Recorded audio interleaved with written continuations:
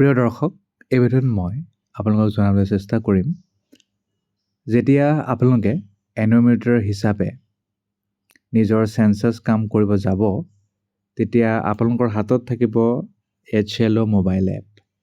এই এপৰ জৰিয়তে আপোনালোকে এনোমিটাৰৰ কামসমূহ কৰিব লাগিব আৰু সেই কাম কৰিব যাওঁতে কিছুমান কথা আপোনালোকে মনত ৰাখিব লাগিব যাতে কোনো ধৰণৰ সমস্যা নহয়।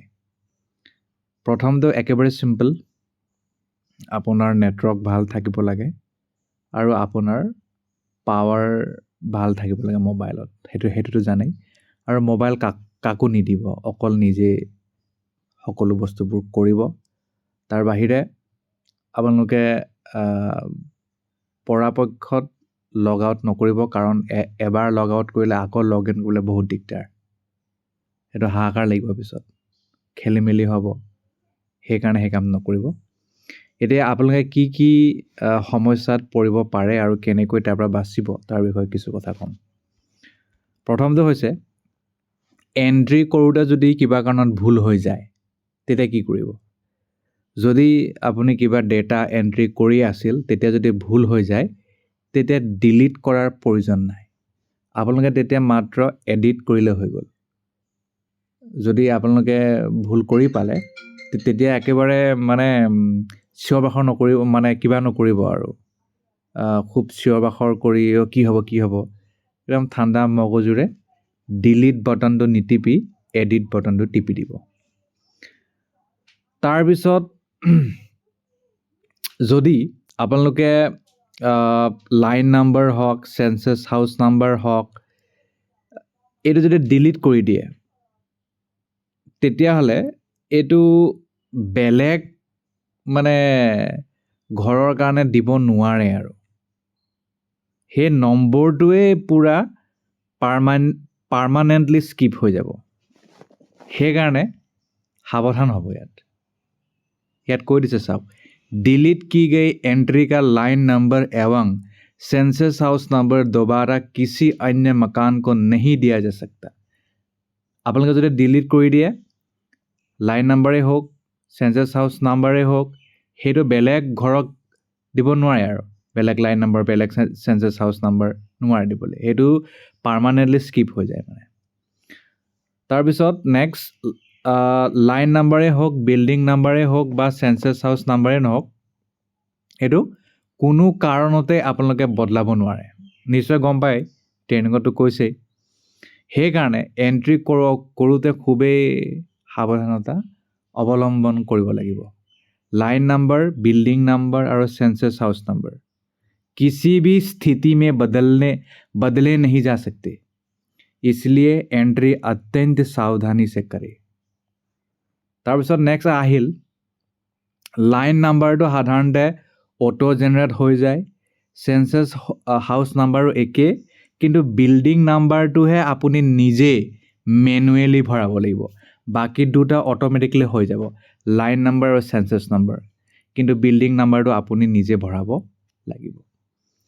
তাৰপিছত যদি এণ্ট্ৰি কৰা সময়ত কিবা কাৰণত যদি বেক হৈ যায় তেতিয়া সেই এণ্ট্ৰিটো ডেটা আপডেশ্যনত গুচি যাব আৰু সেইটো ইনকমপ্লিট দেখাব। তেতিয়া আপুনি কি কৰিব, পুনৰ নতুন এণ্ট্ৰি আৰম্ভ কৰি ডেটাটো ডেটা আপডেশ্যনত গৈ সেই ইনকমপ্লিট এণ্ট্ৰিটোক এডিট কৰি পুনৰ কমপ্লিট কৰিব লাগিব। সেই কামটো আপোনালোকে কৰিব লাগে। তাৰপিছত আপোনালোকে যেতিয়া মেপটো বনাব, সেই মেপটোত তাত যিটো ভৱন সংখ্যা লিখা থাকিব, ঘৰৰ সংখ্যা, সেইটো কিন্তু সমান হ'ব লাগিব। আপোনালোকৰ মেপেই হওক, এপেই হওক বা ঘৰত লিখি থোৱা যিটো ভৱন সংখ্যা, ঘৰ সংখ্যা, সেইটো কিন্তু সমান হ'ব লাগিব। এই তিনিটা বস্তুত খেলি মেলি কৰিব নোৱাৰে। তাৰপিছত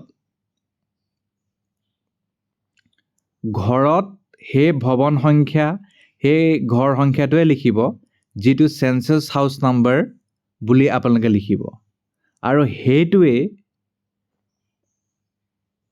একে বস্তুৱে কিন্তু এপত জেনেৰেট হোৱা বা ৰেকৰ্ড হোৱা হ'ব লাগিব।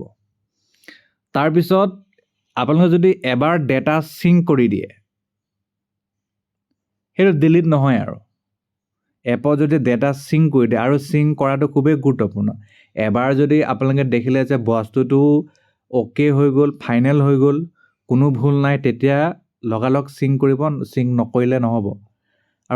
আৰু যেতিয়া ডেটাটো সিঙ্ক কৰিব তেতিয়া ডিলিট কৰিব নোৱাৰে আৰু, এবাৰ গ'লে গ'ল আৰু যদি ডেটাটো সিঙ্ক হৈ যায় কিন্তু আপুনি এজ এন এনুমেৰেটৰ কিবা ৰেক্টিফাই কৰিব বিচাৰিছে, তেতিয়াহ'লে ছুপাৰভাইজাৰে তাত ৰিমাৰ্ক লগাই আপোনালৈ পঠিয়াব পাৰে।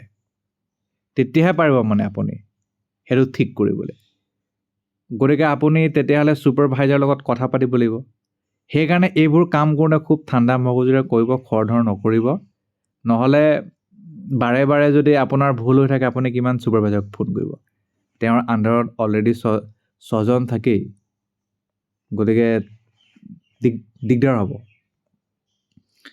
তাৰপিছত ছুপাৰভাইজাৰেও একে কাম কৰিব। যেতিয়া সিঙ্ক কৰা তেওঁ নিজে পাব তথ্যবিলাক, সেই তথ্যবিলাক পুনৰ এনুমেৰেটৰ মানে আপোনালোকৰ পৰা পুনৰ মানে তেওঁ ভেৰিফাই কৰি ল'ব লাগিব। তাৰপিছতে তেওঁ ফাইনেল কৰিব। নহ'লে বিনা বোলে কাৰণ একো কথা কনচাল্ট নকৰি ডাইৰেক্ট যদি তেওঁ ফাইনেল এপ্ৰুভেল মাৰি পিনি ওপৰলৈ পঠিয়াই দিয়ে, তেতিয়াহ'লে কিন্তু ভুল হৈ যাব। আপোনালোকৰ ফালৰ পৰা যদি কিবা ভুল হৈ যায়, ডেটা সিঙ্ক কৰিতো পঠিয়াই দিলে, কিন্তু কিবা বস্তু থাকি গ'ল, কিবা ইনকমপ্লিট হ'ল, কিবা ৰংলি এণ্ট্ৰি কৰিলে, লগালগ তেওঁক ফোন কৰি কওক যে আপুনি কিন্তু ফাইনেল আপডেট নকৰিব, কৰিলে কিন্তু ভুল হৈ যাব। তেনেকুৱা কথা। এইটো খুব গুৰুত্বপূৰ্ণ কথা, মানে এইটো খেলি মেলি নকৰিব আপোনালোকে।